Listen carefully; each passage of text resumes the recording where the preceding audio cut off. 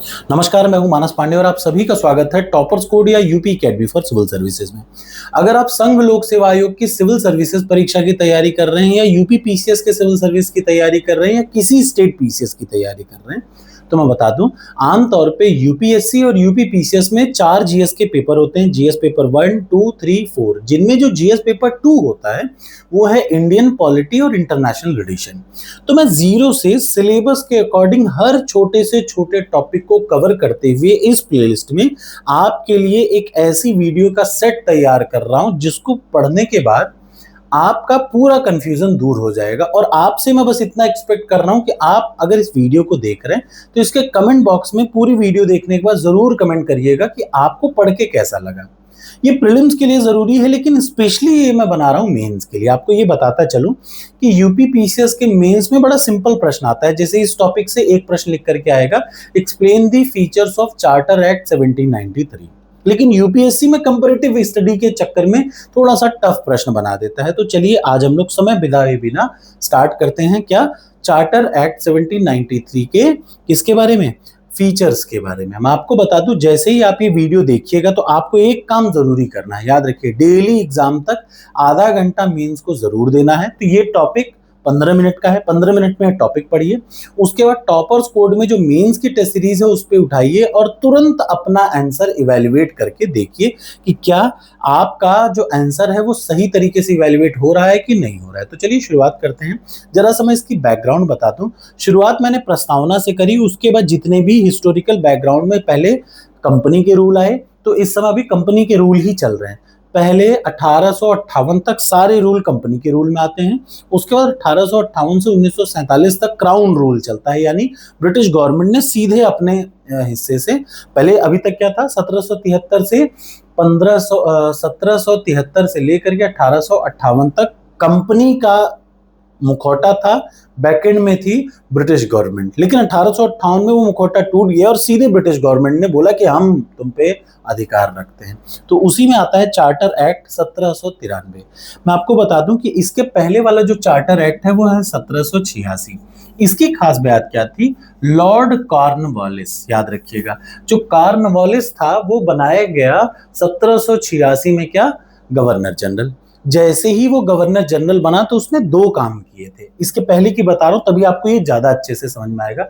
Lord Cornwallis ने 2 काम किया। सबसे पहला काम किया कि उसने खुद को कमांडर इन चीफ घोषित कर दिया, यानी कोई भी आर्म्ड फोर्सेस हैं, सारी आर्म्ड फोर्सेस का वो कमांडर इन चीफ है। ये पोस्ट आपको बता दूं कि इस समय जो इंडिया के प्रेसिडेंट हैं, president of India is the commander in chief of all forces. Bharat में जितने भी प्रकार की फोर्सेस हैं उनके कमांडर कौन है? राष्ट्रपति हैं। वैसे ही ये पहली बार कॉन्सेप्ट कब लिया गया? 1786 में लॉर्ड जो कॉर्नवालिस है उसने बोला कि आज से मैं कमांडर इन चीफ हूं।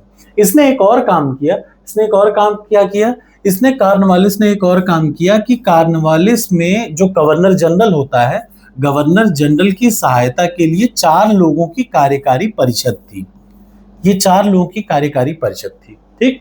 तो शुरुआत में तो सलाह मानना था, लेकिन इसने क्या कर दिया, इस गवर्नर जनरल ने यानी लॉर्ड कॉर्नवालिस ने कहा कि ये चारों चाहे कुछ भी करें, इनका कोई भी मत हो, मान लीजिए इन लोगों ने कोई डिसीजन लिया, उस डिसीजन को गवर्नर जनरल तुरंत ओवरराइड कर सकता है। यानी गवर्नर जनरल की पावर को इतना बढ़ा दिया कि वो अपनी ही काउंसिल की किसी भी बात को काट सकता है।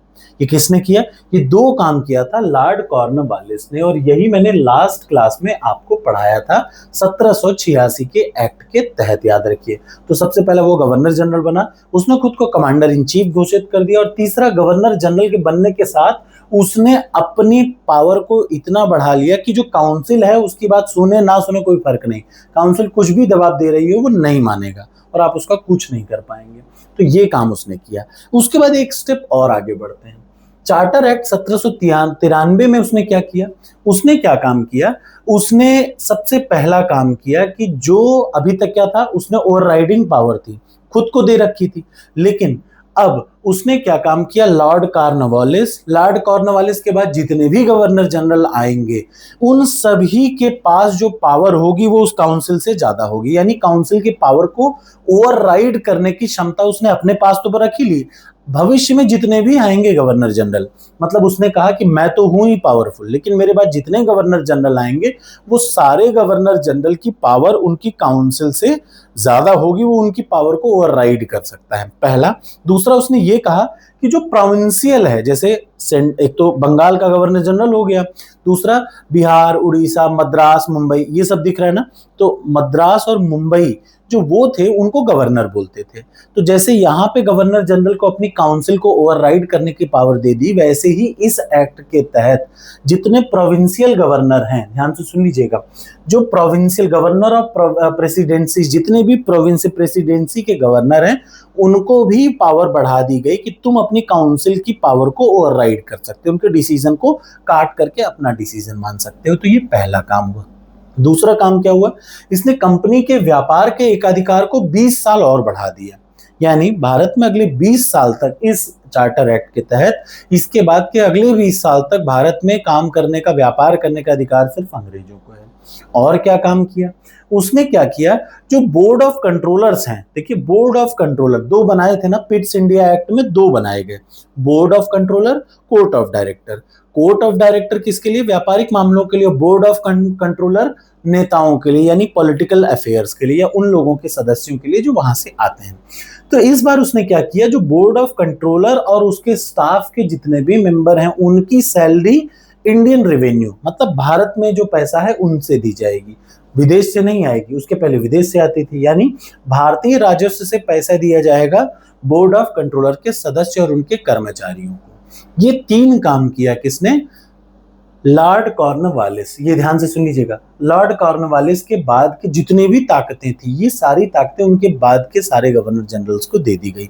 ये इस चार्टर एक्ट का सबसे इंपॉर्टेंट चीज था। आशा है आपको ये वीडियो अच्छी लगी होगी। मैं छोटे छोटे वीडियो इसीलिए बनाता हूं कि आप एक बार में एक कॉन्सेप्ट पढ़े, लेकिन क्रिस्टल क्लियर कॉन्सेप्ट हो जाए।